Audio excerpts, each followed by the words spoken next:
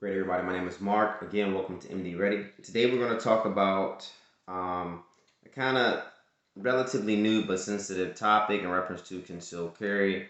And this is going to be for those who, according to Merlin, okay, you can find the letterhead yourself, documented or dated back 2017, in which if you were cleared, and people who are cleared and know, because this is a conversation specifically for you all, people who are cleared, have a federal clearance, are able to get the concealed carry.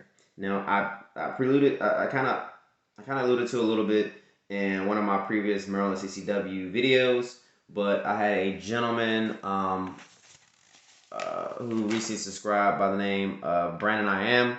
So Brandon I Am, pretty much the way it works is this: when you go on to Maryland State Police License Division, the website, and you do the online form as of October 1st, I believe, because they're not doing the paper forms anymore. But you go online, you submit it online. What you're going to do is when you are filling out the paperwork, it's going to ask you, business owner, security company, law enforcement. It's going to ask you a few questions, and they change the document from time to time. But there's going to be an area there where it's going to allow you to select, you have a clearance.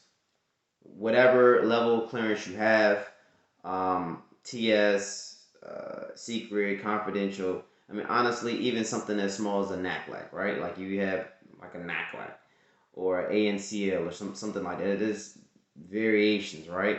But if you are a cleared person, that is, I think they call it just cause or a reason, whatever the term that Merlin uses for you to have a concealed carry. But here's the thing: from my coworkers who have done this process, it's relatively quick.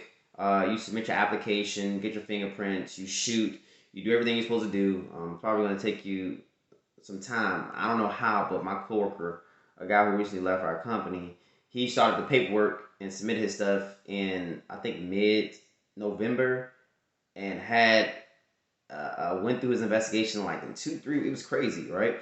And then he had a CCW before the new year of this year. I don't know. I don't know who he knew, who he talked to, whatever. But that's not the norm. The norm is a few months. They gotten a little faster. Typically, it's like 3 to 4 months. They gotten a little faster. But I guess with the influx of so many people trying to get it because people are terrified, more people getting the guns, it's probably going to back the system up, be a little longer. Now, what will happen is once you're finished up with the process, you will get one of these.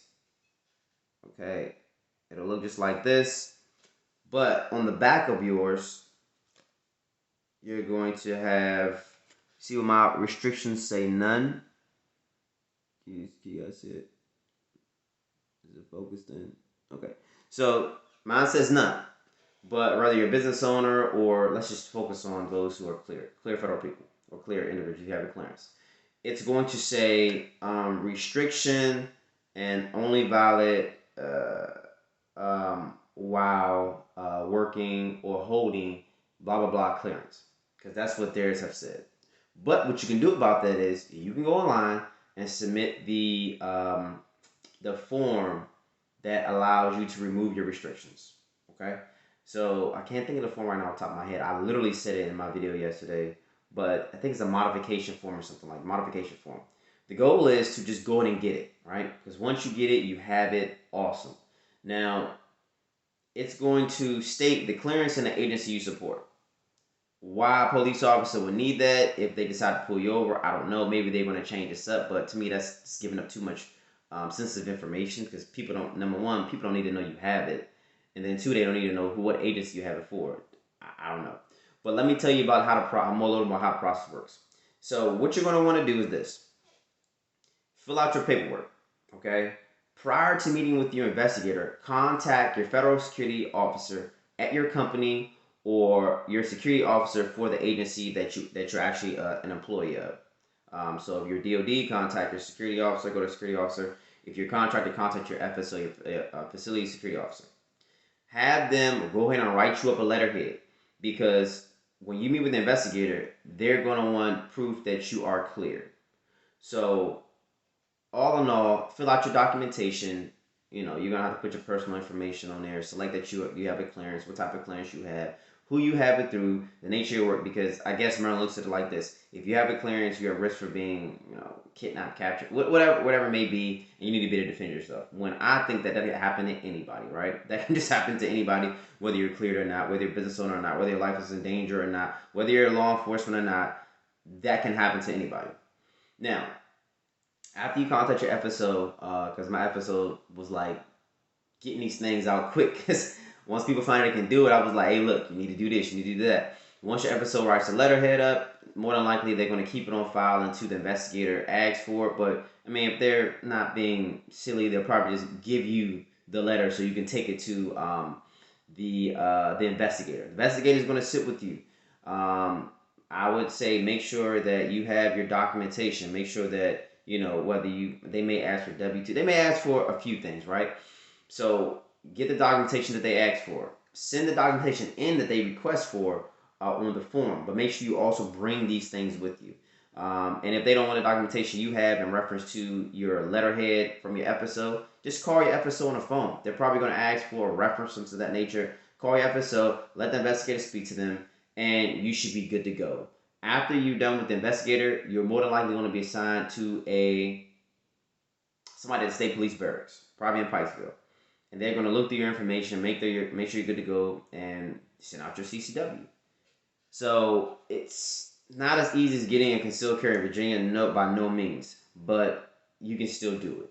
So that's pretty much all it is, guys. I mean, I'm glad that the gentleman Brandon I am actually asked, because I kind of didn't want to get into it too much, but it's still a way for you guys to be able to be armed and protect yourself. And it's not one of those things where you won't be able to keep your firearm on you. Besides, like certain times of day, it's one of those things where as long as you're holding a clearance, you can. So as soon as you get it, submit the modification. Worst they can say is no, but submit the modification so they can remove the restriction. Boom.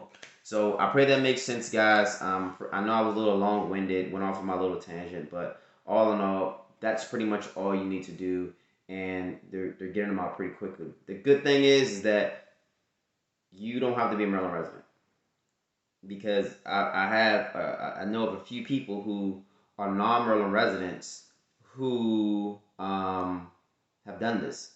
Now maybe they recently changed it, but there are some folks who are non-Maryland residents who are clear, who like live in DC or whatever it may be, or maybe they live in Virginia or something to that nature, and they've done this process as well. So God bless you guys. Let folks know we need to have as many people concealed carry as possible. These people with firearms as possible, whether you like guns or not, whether you like bad people have it, but the more good people we have guns that are properly trained, the better. And more importantly, guys, make sure that you get some type of training. Just don't get a firearm and let it sit around and collect dust and think that you're going to be ready when you need to use it. Because if you're not going out shooting regularly and doing some drills, or even having an instructor training you, then you are a liability, because you may not even hit your intended target. Just bad things can happen. So God bless you guys. Be safe. Please make sure you like, share, and subscribe. Check me out on Instagram. I'm MD_ready. Share my videos if you think my content is useful. And if it's something I left out or something I may have missed or maybe I'm completely wrong on, let me know in the comment section. God bless you guys and take care.